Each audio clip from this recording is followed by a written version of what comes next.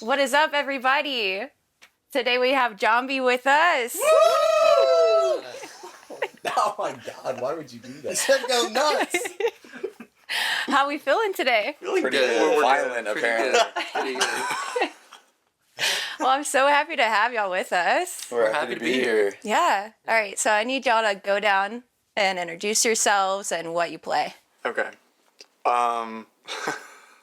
My name is Bry. I play drums and do keys and do background vocals.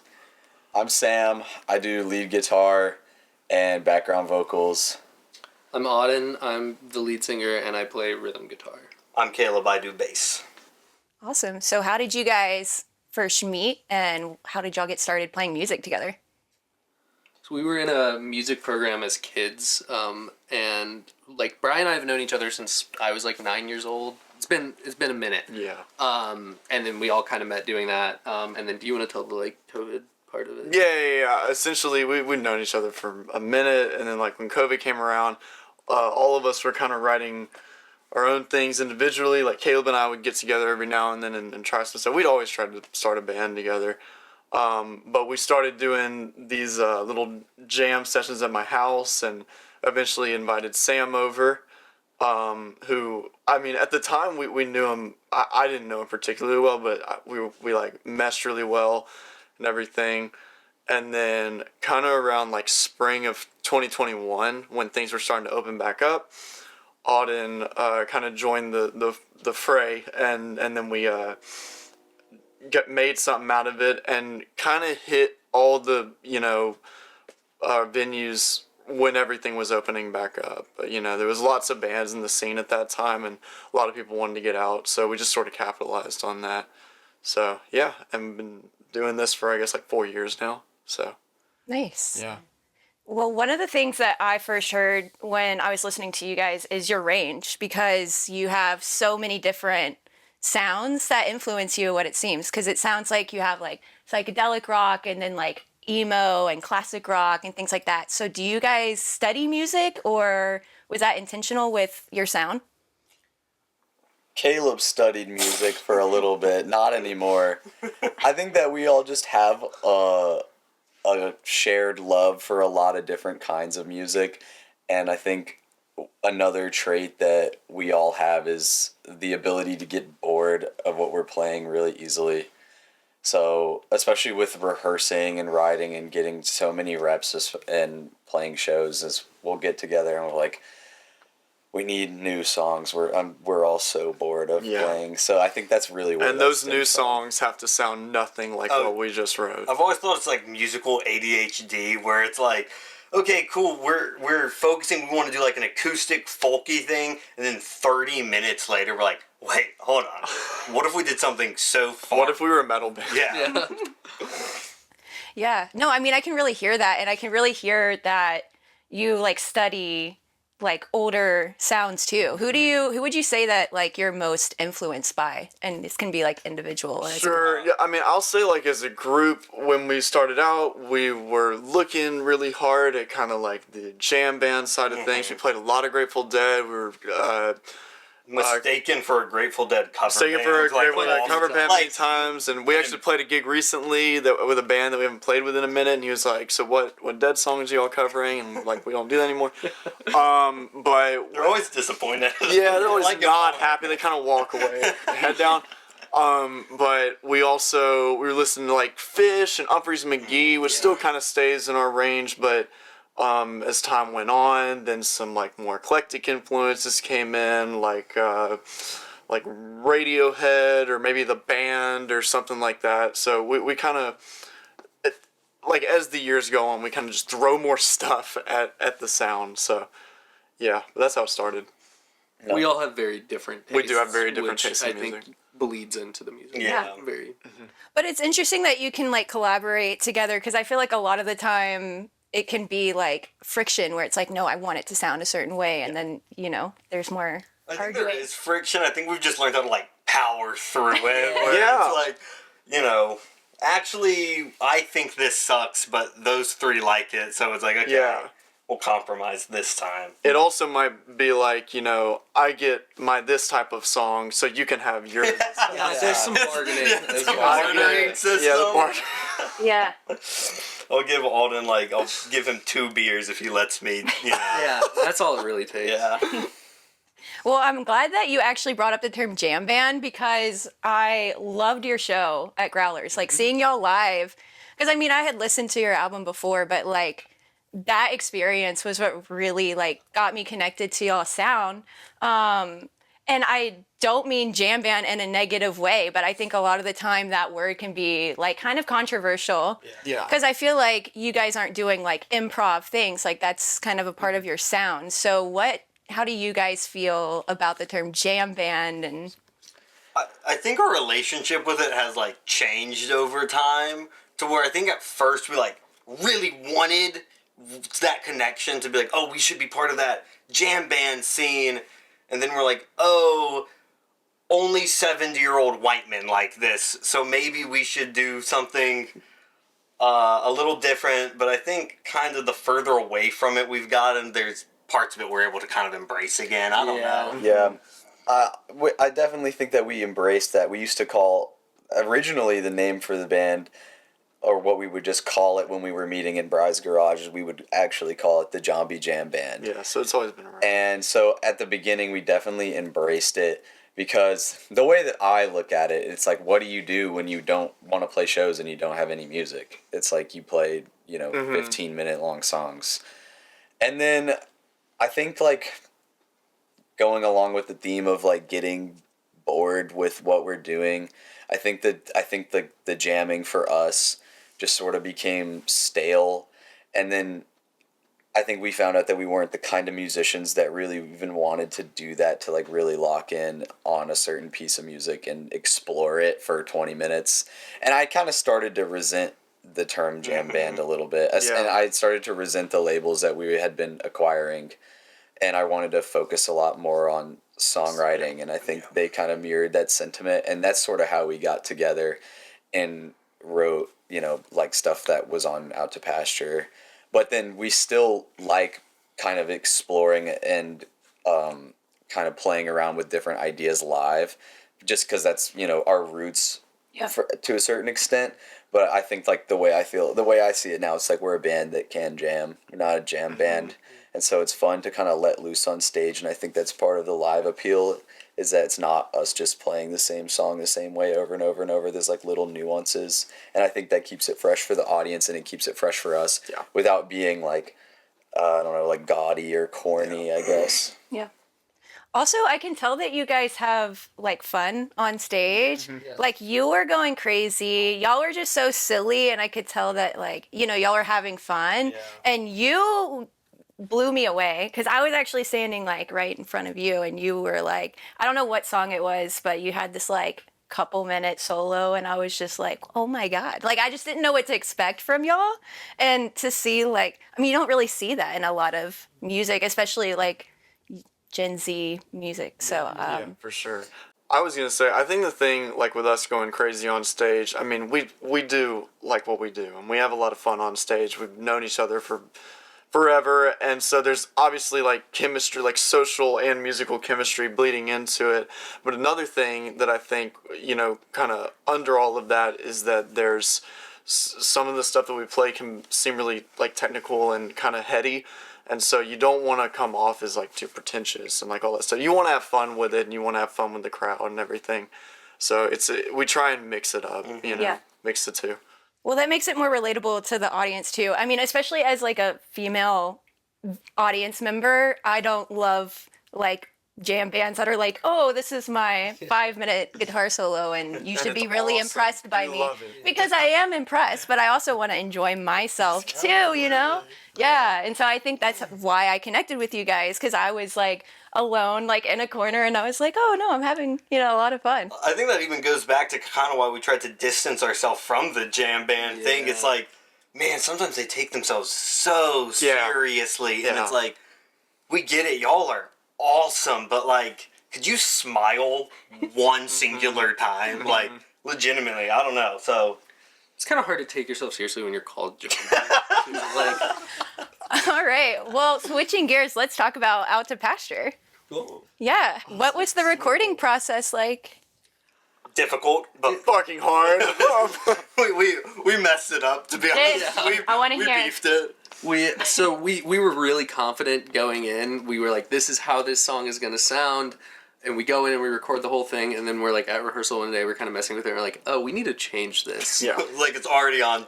We've already paid, Yeah. to have it done. And that was not a fun process. And we recorded everything with the amazing Scott Harden at Young Avenue Sound, one Wonderful. of the Yeah. most terrific engineers and terrific people I know. Very good, dude. Yeah, it was a definitely a fun process, but it was like a lot of kind of having to go back and be like, man, yeah, we jumped the gun a little bit on this, but It was very non-traditional, I would say. I mean, it's hard for us because all of us are in school, and these three go to school in Memphis, but I go to school in Nashville, so like you can't get 3 days in the studio to like really lock in. Like I might be in town for a gig, and then it's like, oh, by the way, like you're gonna go in alone and do overdubs for 3 hours on Saturday. And I have to be like, okay, because that's kind of like all we can do.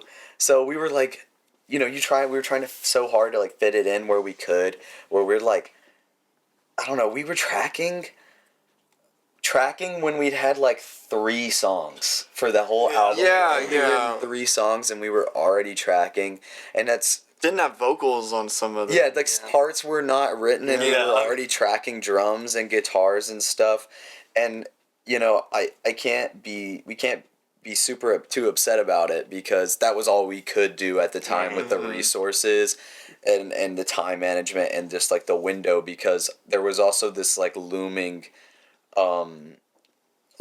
date in January of 2024. I went and lived in Ireland as a part of a study abroad program for 5 months. So it was like really like we have to get the album out by late December at the latest, because we want to at least promote it a little bit and have it be out before I had to leave. Yeah. And so that affected the process a lot, where it was like we were just really getting it in where we can. Mm-hmm. And so like, I mean, we succeeded in doing it, but it was very it was hard. It was very difficult, and we made a lot of mistakes doing that path. To add on to what Sam is saying, another like I've come to respect the first two projects we did over the years, Jombi Presents and Silent Will Stay, but we went very fast with those. Like we did Jombi Presents in maybe 4 days total, and then Silent was just trying to kind of bank off of what Jombi Presents didn't have, and we got it done, and it was like, okay, well, this is good. But Out to Pasture felt like the first real sort of album we were doing. It was like, okay, this is going to be like a 40-minute long project, and we need to, then there's all the jam band stuff, coming off of Silent. It was like, okay, well, what are y'all going to do now? And then it became like a songwriting thing, getting in the studio, production, all these arranging and making it sound really, really good, professional, and like us. So in that sense, it was fun. And like finding our sound, I think we found our sound on Out to Pasture. Found our sound for Out to Pasture. Now we're gonna change it, but yeah, like that's sort of. But we found a lot of things that we keep, nowadays. Yeah, I really liked It Gets Worse. I think that was my favorite, just because it just showed so much range, and it was just surprising. And I really like listening to things where it's just unexpected, and you're like, oh, that's fun, What's y'all's favorite songs? Ooh. I'm very partial to the last two tracks on the album, which is like technically 3 songs. We call it like the medley, and I think that like as far as like just arranging and orchestration was the one that we definitely like put the most work into, the most thought into, and is the one that I'm probably proudest of. Mm-hmm. Yeah. We also like never play it live, so we kind of keep it. I think the at least when we did the album release show, I feel like we got so much positive feedback on specifically like the B-side of the album, and that to me is what sounds the most like Jombi, I guess. It's like this is the part that this is like where I feel like we lay our hat. It's just it's weird, it's experimental, it has a fun groove to it, I guess. But yeah, just that whole B side I really love. And it All I Am, I enjoy that song. That's a fun one. My favorite is definitely probably All I Am, just because I've always been really concerned with like the production aspect and like recording and trying to get things right and trying to get things sounding as good as possible. And I think that was like the best job that we did on the album, like in terms of like fidelity and how the recording turned out. I really like that one. I think it sounds really good. I would also say All I Am, but I want to shout out Nothing Left to Say, because it was the first song that we did for the record, and it was different. Like we kind of wrote it, and it was like, this is interesting. And then I believe that one, along with All I Am, are the two best sounding songs on the record, just production wise, arrangement wise, and it's our most popular song. Like Auden plays the riff live, people cheer. It's a cool vibe. Yeah. So And that one's just really fun to Yeah. it is fun. It's very fun. That one is like instantly recognizable too. Like when I hear cool. that I like appreciate opening riff, I'm like, oh. Yeah, that one's always really fun, and Auden loves singing it, and he's never messed up the intro, Yeah. which is True. incredible. That's true. I've never. he's messed never up. Not done been it. a single time. I'm actually a perfect musician. And it's because he wrote the lyrics, and he likes the lyrics He a lot likes too. them a Yeah, lot. he likes the lyrics.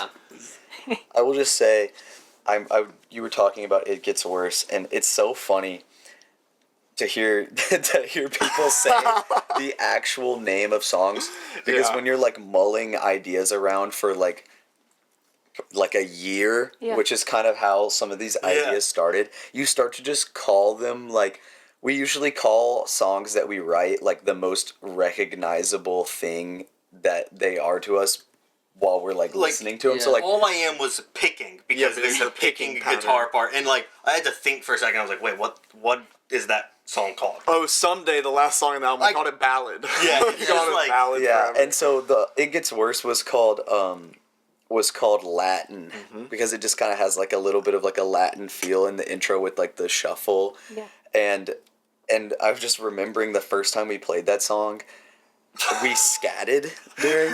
Did do that. We had yeah. there was we a didn't have scat lyrics break, for it. and we were at Young Avenue. We were- Everybody was sitting Yeah, down. we were Everybody scatting. was sitting down. What inspired the scatting? There's a fish There's a song. fish song. where there's this like they do it for like 7 minutes, But There's it's this- like Nobody it's cares. bad. They're it's all awesome, gone. and we were I like, mean, that we are fish, obviously. Young Avenue Deli is our Madison Square Garden, and so we like.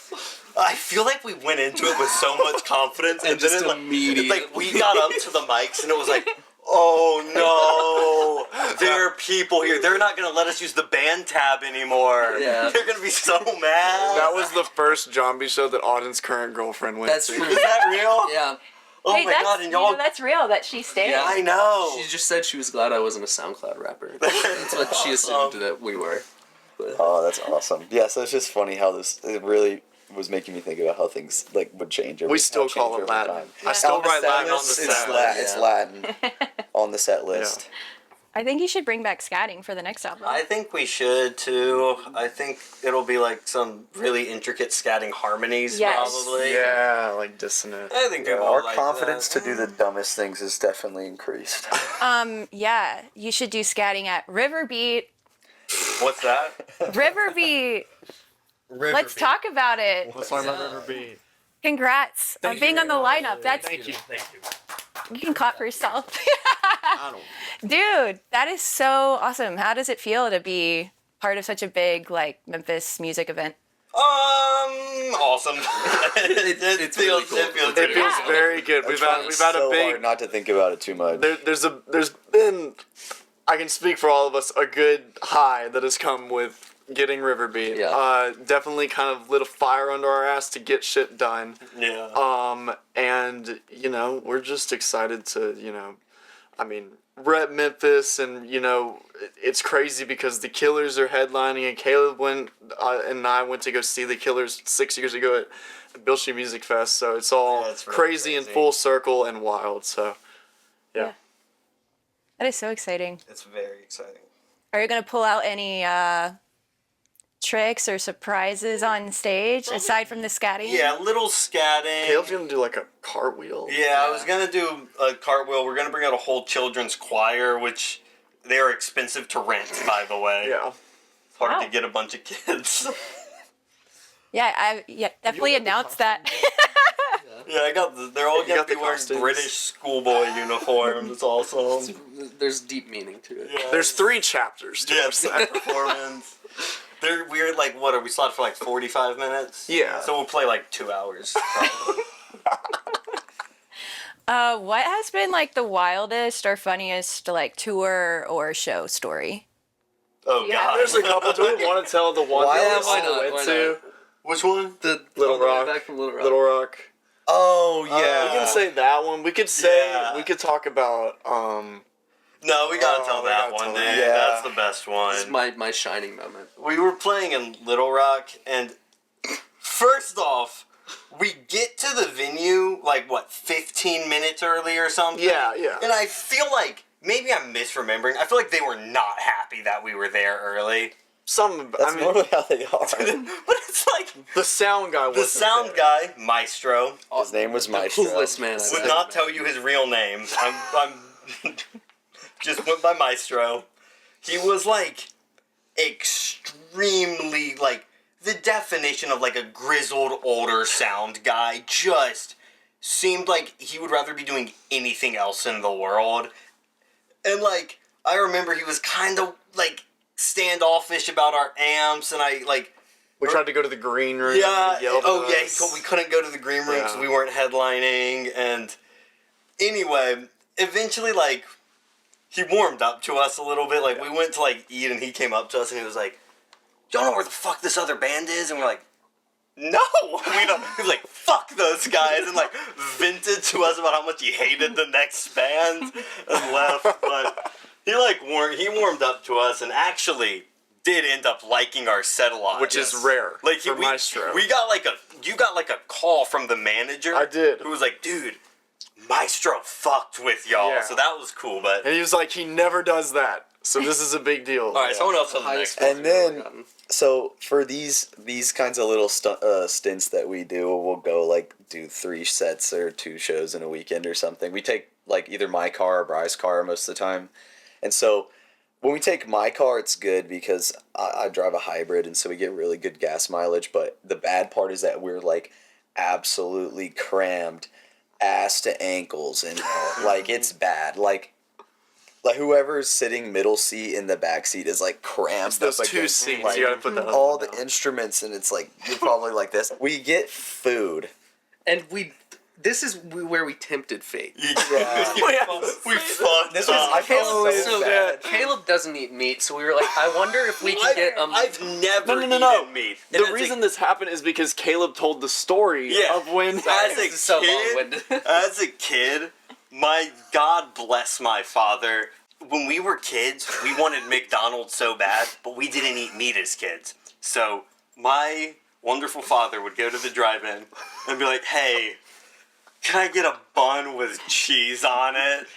And you can imagine the reaction that elicits from who's working. A lot It- harder it- than you think it would be. So anyway, I tell this story in this when we were heading to a McDonald's. So I did try to order the meatless cheeseburger, and I felt so bad because like you In fact- think that it would be that hard. I was like, just take one and pull the patty off of it. No, but Sam ordered, and we all like ordered like real food. Yeah, then I and looked at Caleb and was like, also, by the way, can I get a cheeseburger with no meat on it?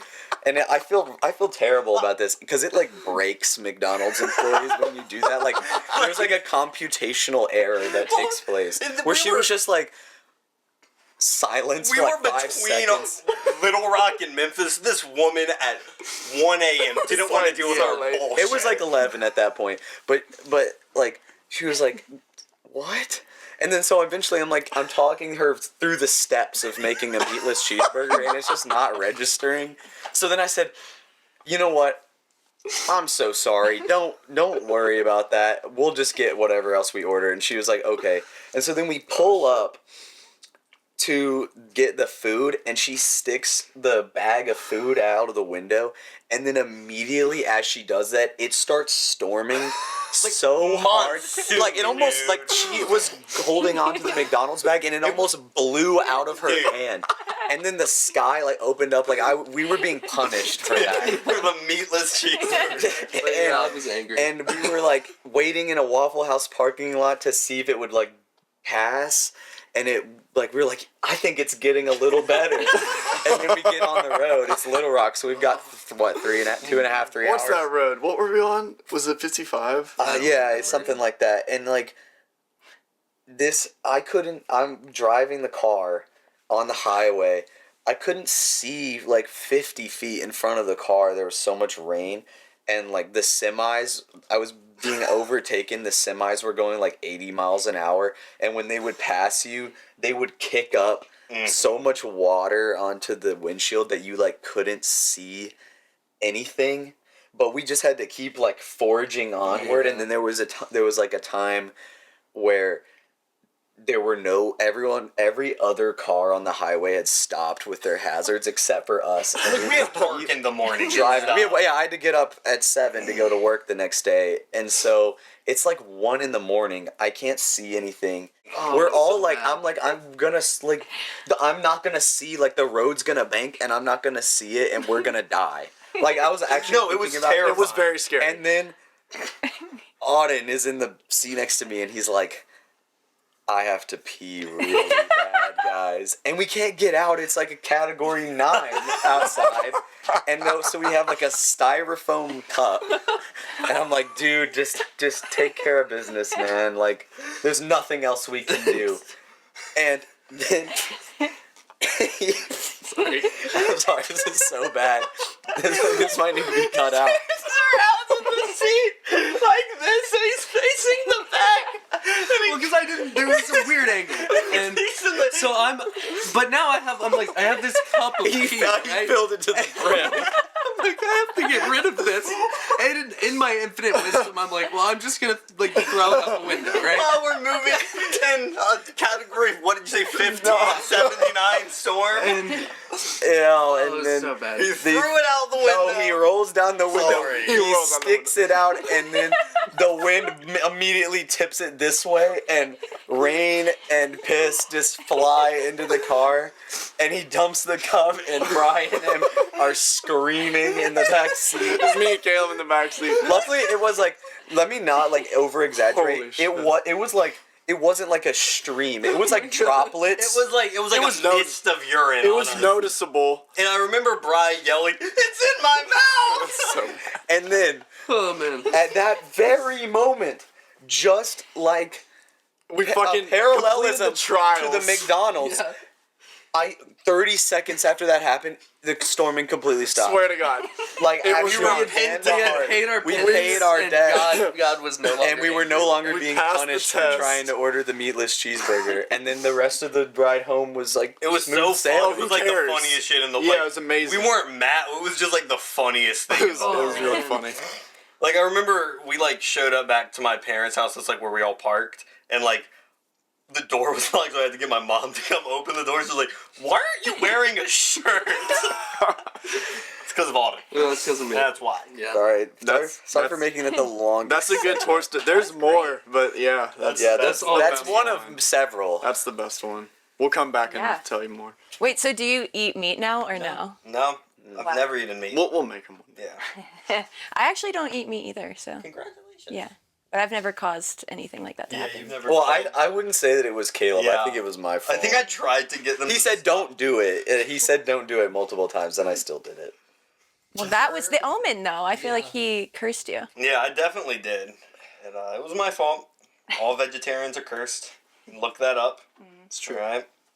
Were you excited about your upcoming tour? Yeah. it's- Once we get it finished. It's very lightly like Once we get it finished, Or- it'll set in. It'll set in. it'll be the longest tour that we've done so far if we can like get it all together and everything. So it's pretty exciting. Gonna try and stretch out a good bit.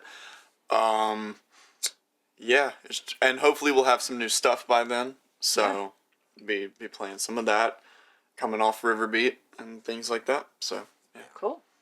When are y'all performing for Riverbeat? May 4th. Yeah. Fourth? Yeah. It got changed, so that's why we were thinking. Yeah, Yes, we May originally 4th. got the 3rd, and then it got moved to the 4th. Star Wars Day. Can look that up. May the 4th. StarWars.com. Yeah, it's an easy way to remember. They're going to have to pay you for that promotion, by the way. So just send half of that my way. Yeah. Well, where can the people find you guys? Instagram. Yeah, we're on Facebook, Instagram, Spotify. Jombi Official. Yeah, Spotify, Apple Music. We do have Bandcamp. We have a website, jombiofficial.com, with all of our socials. We're on TikTok. We're on all those things. You're on TikTok? Yeah. Yeah, we make some pretty good content. Wow. We don't. Jombi, spelled Jombi, not to be confused with the character John B from Outer Banks, because we've actually gotten questions about that Yeah. before, which is Yeah. lovely. Yeah. Well, thank you guys for hanging out and yapping with us. Of course. Yeah. Catch them at Riverbeat on May the 4th. Stream Jombi on, yeah. All right. Any final words? Any shout outs? You know? Shout out We are- Scott Harden. We Yeah, said yeah. Scott Harden. Scott Landon Harden. Moore. Landon He's Moore. not going to watch this. He's just too jaded. Let me think. Who else? Nobody. Cut it now. Now. Not Caleb. Yeah, Yeah. don't trust a word that Caleb says. He's lying. been lying to you He's a this whole lie. time. He's a deceiver. Is he in the band? No. No. We just kind of keep him around. Unfortunately. He's fulfilling a blood debt. The McDonald's blood debt. Yeah. Yeah. Yeah. All right, y'all. We're out.